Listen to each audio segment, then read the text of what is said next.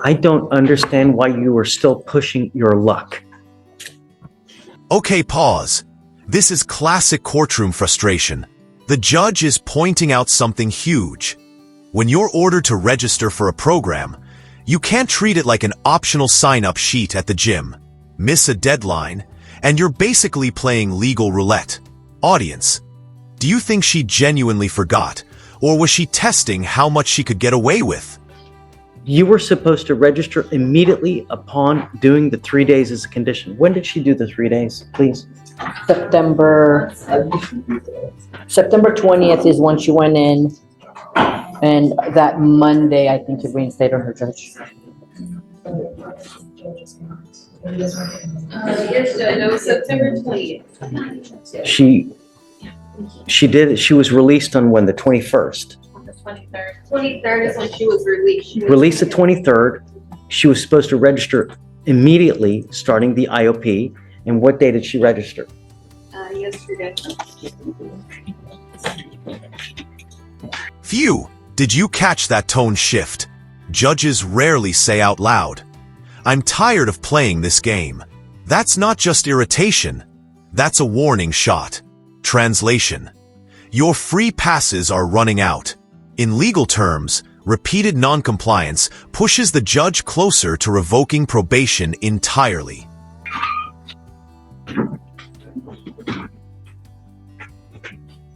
Says her probation officer told her she had a month. I told you here what you were supposed to do.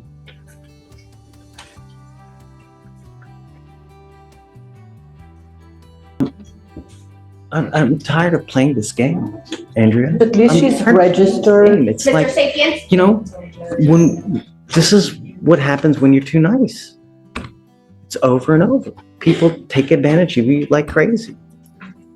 It took 1, 2, 3, 4 weeks for her to sign up for IOP, Andrea. 4 weeks. Can you, since she's already registered? No, I mean, I'm done with this. I'm just, what? Let her see if she goes, if she attends. I don't have an I don't. Notice this strategy. Before deciding on consequences, the judge orders a drug test immediately. That's tactical. It takes away excuses and puts truth on the table. Audience, what do you think is more nerve-wracking? Waiting for a jury verdict or waiting for that drug test result in real time? There's not much that I can say. I don't have much to stand on. But She doesn't take us seriously. I'm hoping that you will allow, since she's already registered, you'll allow Let's her. do this. Let's do this. Because she has an ankle monitor on. That's on. It's on. I'm gonna send her for a drug test right now. Okay. I want to see if anything that she's going to test positive for. And then I can send her for right now, I want to send her for a test. And then I guess we'll talk when she comes back. Because first things first, I want to know if she's clean. If she's not clean, it's over. Okay. That's it. But if she's clean, then we'll talk about how we go further. Did I But- send her back here? Yeah. How long? So I know how to manage everything else. I That I have have. your cell phone, right? Yes. I'll text you when she comes back. Okay. And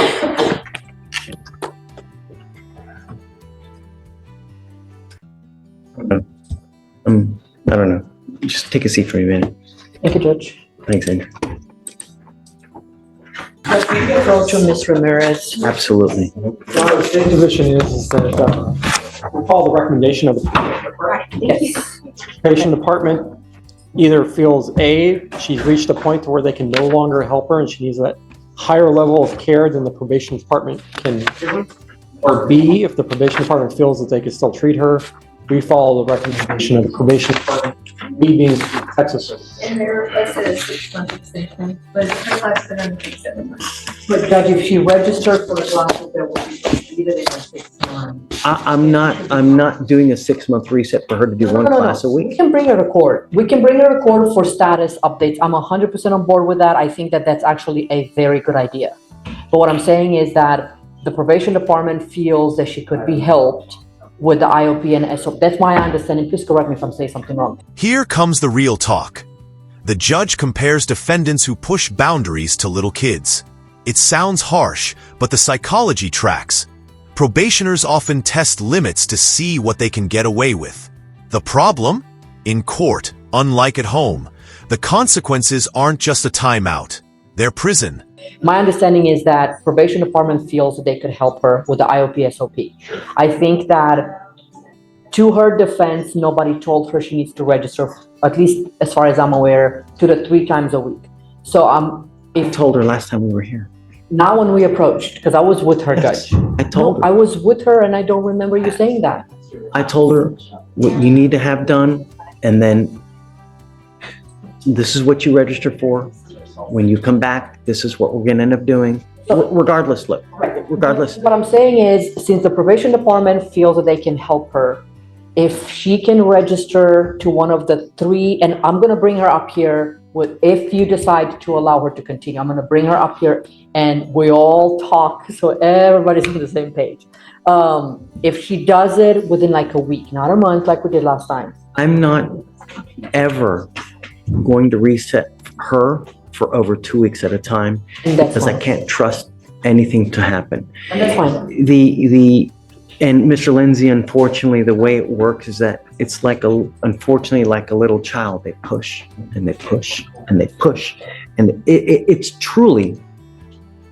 childish because they push and they push to see how much they can get away with. And as evidenced here, you sign up the day before court. This is all predicated on if the court does not rescind its order for supervision. What I'm going to do now is I'm going to reset her for 1 week. She has 1 week to sign up for the 3-time-a-week course. She needs to come back, show us that she's done that. And then after that, I'm going to set her off 2 weeks. Every single 2 Can I bring her up weeks. here? So Sure. I want her to be part of the conversation. So if she comes back and she doesn't do, so nobody can, so there's no possibility of saying, I'm so over this, it's just ridiculous. Come up, Miss Ramirez. So I will indefinitely set this case off 2 weeks at a time to make sure that it gets done. Because I can't do 4-week resets anymore, unfortunately. So we are now going to have to micromanage just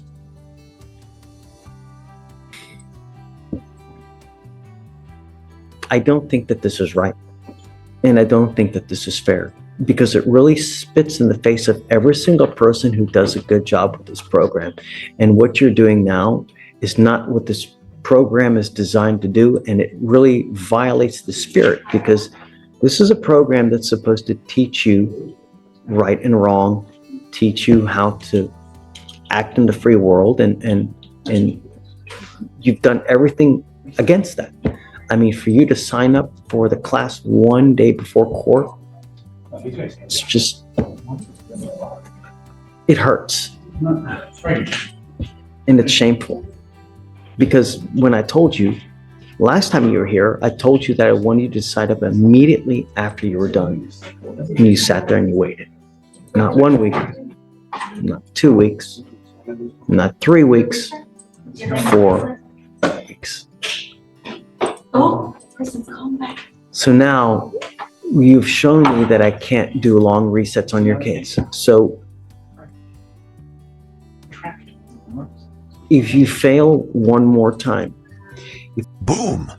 That's the ultimatum. 1 week. No wiggle room. Judges often use this last chance contract language. Short deadlines, frequent check-ins, zero tolerance. Question for you all.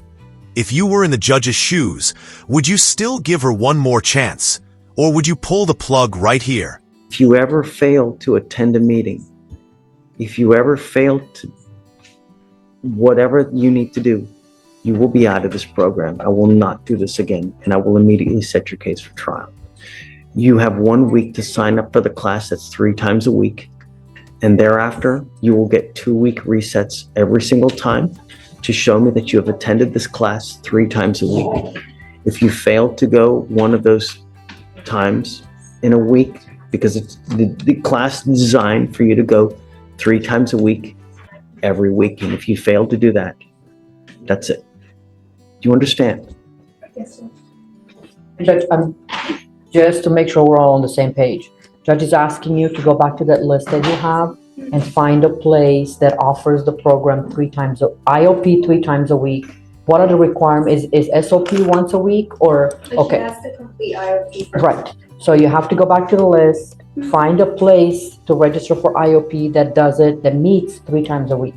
You do IOP, and once you're done with IOP, you find SOP that meets once a week. And you have to have, 90 days. Okay. right, and you have to be registered in the IOP that meets 3 times a week by next court setting, which will be in about a week. Not about exactly a week. Okay, do I have it Next correct? Wednesday. Do I have it correct, Judge? Right, okay, so do you understand that? Yes. There's not gonna be another chance. Okay. State has nothing further, Judge, for the court. See you in a week. Thank you, Judge.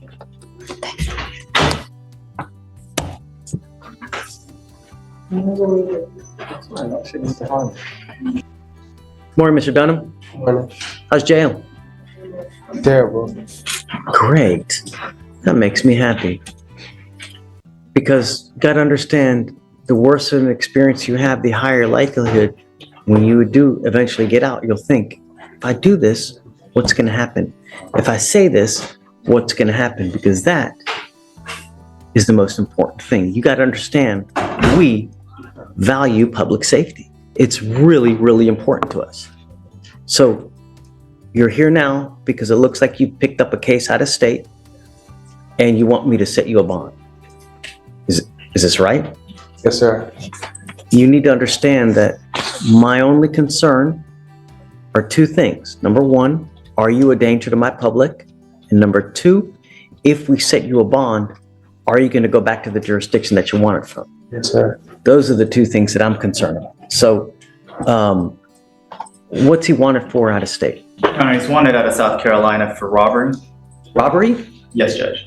State would be opposed to a bond. He's currently has an open case of engaging in organized criminal activity. He's also on deferred for a 3rd-degree felony theft, which he has not yet made the bond collectively of $50,000. He's also had a prior evading with a motor vehicle, a misdemeanor evading motor vehicle, criminal mischief, and a theft. And it looks like based on the dates of each charge is that they're slowly escalating. It started with catalytic converters where he's using electric saws to steal them, but in the last evading is that he was also driving a stolen vehicle, and obviously now he's using weaponry or threats. And so based on the fact that from 2022 to now that he has been charged at least 6 times, 3 of which are felonies, and the fact that he has 2 open cases that he has not yet made bond on, is that he's a definition of a flight risk and safety risk. So I would be opposed to it.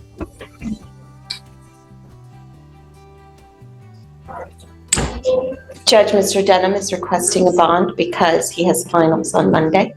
Finals. Is a sophomore, major in nursing at Southern University in Baton Rouge. Are you really in school? Really? But you're in Houston. You have finals on Monday? No, I came right in this. Oh. Keep it down, please. I'm going to read something to you real quick, okay? And this is from what I'm reading now. This is from the magistrate. Motion for bond conditions, Harris County, none. Defendant has a hold. 10/16/24. Officers conduct an undercover sting crime suppression operation to catch suspects who are engaged in organized criminal activity, bank juggings. Officers use bait victims, undercover officers posing as bank customers, and bait vehicles. 3 suspect co-defendants, DeLeon Dunham, Messiah DeLeon Dunham, and Treventi DeMarcus Hilliard attempt a bank jugging on 1 bait car, but are unable to break the window. Shortly thereafter, they conduct a bank jugging on a 2nd bait car, and this time break the window. Bus signal given, and the officers execute a vehicle containment technique and a felony stop and apprehension. All 3 suspects, defendant in possession of criminal instruments.